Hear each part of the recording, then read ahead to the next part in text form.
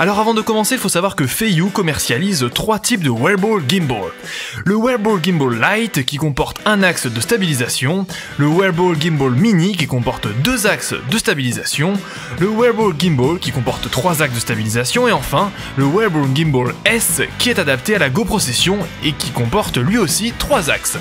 Aujourd'hui je vous propose donc le déballage et la présentation du Wearable Gimbal à 2 axes et j'en profite pour remercier Banggood de me l'avoir envoyé.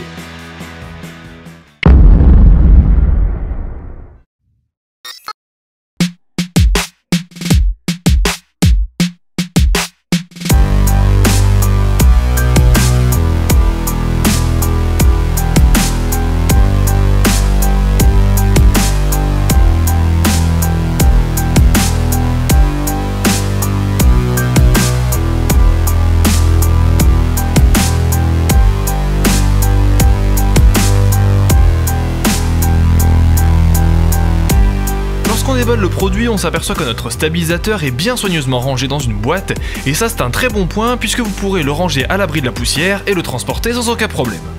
Sur cette boîte de rangement, on aperçoit les initiales de la marque Feiyu. Cette valise comporte 2 parties, une avec de la mousse où seront rangées la majorité du matériel, et une au-dessus qui pourra se fermer grâce à un zip. Mais alors, que va-t-on retrouver exactement dans cette valise? En haut, on retrouvera tout d'abord la garantie sous forme de carte. Pour la faire fonctionner, il suffit simplement de remplir les éléments nécessaires à l'arrière. Ensuite, on retrouvera les notices, une en chinois et l'autre en anglais. Et enfin, on va retrouver 2 petits sachets en plastique qui comporteront plusieurs choses. À l'intérieur du premier, on va retrouver tout ce qui concerne les fixations et les connexions. On aura donc un câble de recharge, une fixation universelle pour GoPro, une clé USB un petit peu particulière, 3 patchs adhésifs qui seront fixés à la fois sur la fixation, mais aussi sur les éléments où vous souhaitez accrocher votre GoPro, comme par exemple des casques de vélo. Et enfin, un câble pour recharger votre GoPro directement depuis votre stabilisateur. Dans le deuxième petit sac, vous retrouverez tout ce qui est visserie, c'est-à-dire une vis pour les fixations GoPro, de quoi fixer la GoPro à notre stabilisateur, des vis plus longues pour pouvoir utiliser la GoPro avec un battery backpack ou un écran LCD, 4 petites vis ainsi qu'une clé de serrage. Si maintenant on jette un œil à la partie inférieure de la valise de rangement, on va retrouver un double chargeur, 2 paires de piles pour notre stabilisateur, 2 fixations de type T pour fixer notre stabilisateur partout, et notre fameux stabilisateur Wearable Gimbal Mini à 2 axes.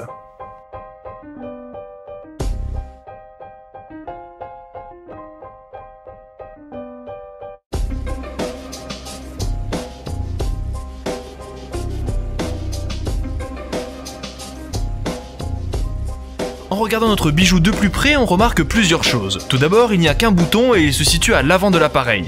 Ensuite, à l'arrière, il y a un petit trou qui va permettre d'accueillir un pas de vis 1/4, ce qui correspond aux vis présentes sur les trépieds ou les perches. En dessous, on peut voir qu'il y a une fixation qui est vissée, et si on utilise la clé qui est fournie et qu'on l'enlève, on s'aperçoit qu'il y a un deuxième trou qui permet d'accueillir une perche. Pour fixer nos fixations de type T ou celles qui étaient fixées au début sur notre stabilisateur, on devra utiliser les petites vis ainsi que la clé de serrage, alors faites très attention à ne pas les perdre. On peut les fixer soit en dessous, soit au-dessus de notre Steadicam. Voilà, alors il nous reste 2 choses à voir avant de parler plus particulièrement de notre stabilisateur. Premièrement, comment recharger nos piles? Tout d'abord, vous allez vous munir de votre chargeur, puis insérer les piles à l'intérieur. À droite de votre chargeur, ou à gauche, ça dépend comment vous vous êtes placé, vous avez un petit espace pour brancher votre câble d'alimentation. Vous pouvez donc recharger en USB ou alors en prise secteur en utilisant un adaptateur. Enfin, comment mettre à jour votre stabilisateur? Pour l'instant, aucune mise à jour n'est disponible, mais le jour où il y en aura, il faudra vous connecter sur le site de Feiyu et brancher votre Steadicam à la clé USB bizarre, qui elle-même sera branchée à votre ordinateur. Ok. Maintenant on va pouvoir enfin parler plus particulièrement du Steadicam. Il mesure 94,5 mm de longueur pour 53,5 mm de largeur et 60 mm de hauteur si on positionne la GoPro à plat. Autant dire que c'est un tout petit objet. Il est petit, mais il est léger aussi, puisqu'il ne pèse que 148 grammes avec la GoPro et les piles. Alors, comment l'utiliser? Première étape, insérer les piles. Pour cela, il suffit simplement de dévisser la partie de devant, de positionner les piles et de revisser le tout. Deuxième étape, placer la GoPro. On va pouvoir fixer notre GoPro Hero 3, 3+ ou 4 en utilisant les vis normales ou alors les rallonges si vous utilisez un backpack ou alors la GoPro Silver. Vous pouvez aussi fixer toute autre caméra qui possède le même diamètre que la GoPro. Voilà, alors on va donc allumer notre GoPro et... Ah merde, j'ai plus de batterie. Pas de problème, retournez votre GoPro, arrachez le petit autocollant qui y sera et branchez le câble que je vous ai présenté au début. L'embout blanc se fixe sur le gimbal et l'embout mini USB sur la GoPro. Voilà, donc maintenant on est paré. Pour allumer notre WG, oui parce que maintenant je vais dire WG au lieu de Wearable Gimbal, ça sera plus simple. Donc pour allumer notre WG mini, on va simplement rester appuyé sur ce magnifique bouton blanc durant 2 secondes jusqu'à entendre 2 bips. On peut d'ailleurs voir que notre GoPro commence à se charger dès lors que le stabilisateur est allumé.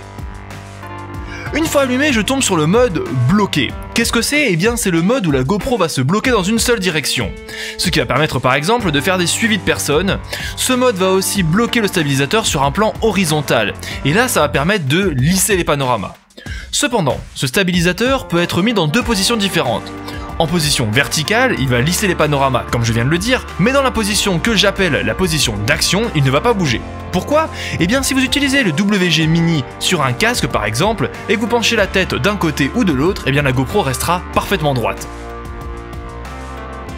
La dernière chose que propose le mode bloqué est une option très intéressante. En effet, une fois ce mode activé pendant plus de 8 secondes, vous allez pouvoir orienter l'angle dans lequel vous voulez que la GoPro se bloque, comme vous le souhaitez.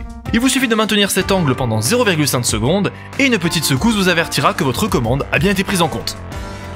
Voilà, maintenant pour le mode de basculement. Lorsqu'on l'active, la GoPro va basculer de 90 degrés. On peut dire en quelque sorte que la GoPro va toujours avoir le dos tourné au bouton blanc. Donc si je bouge mon stabilisateur de haut en bas, le WG Mini va lisser le mouvement, mais va toujours faire en sorte que la GoPro tourne le dos au bouton blanc du stabilisateur. En ce qui concerne l'axe horizontal, eh bien c'est exactement la même chose. Si on pose notre WG Mini à plat en position horizontale, ça va lisser nos panoramas. Mais si on la positionne en mode action, elle va faire en sorte que la GoPro reste droite. Alors pour sélectionner le mode bloqué, on va devoir rester appuyé 1 seconde sur le bouton et on peut voir que le bouton devient bleu. Pour utiliser le mode basculement, on va appuyer qu'une fois sur le bouton et là on peut voir que celui-ci se met à clignoter. Enfin, pour éteindre notre stabilisateur, on va rester appuyé durant 3 secondes jusqu'à entendre 3 bips. Voilà, donc maintenant je vais terminer cette présentation en vous montrant quelques accessoires qui peuvent être utilisés avec le WG Mini. On a tout d'abord le casque, bon là c'est un casque de surf parce que je n'ai rien d'autre, mais vous pouvez utiliser les casques de vélo ou de moto. Vous avez aussi la perche, très pratique pour filmer d'un point de vue extérieur.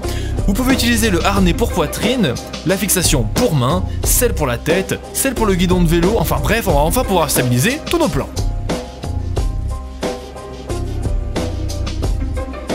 Voilà, en ce qui concerne les points négatifs, les voici. Tout d'abord, ce stabilisateur ne va pas sous l'eau, ni la GoPro d'ailleurs, puisque vous ne pouvez pas l'utiliser avec son boîtier. Donc vous ne pourrez pas l'utiliser dans l'eau ou durant les jours de pluie. Ensuite, aucun des 2 axes ne tourne à 360 degrés, mais presque.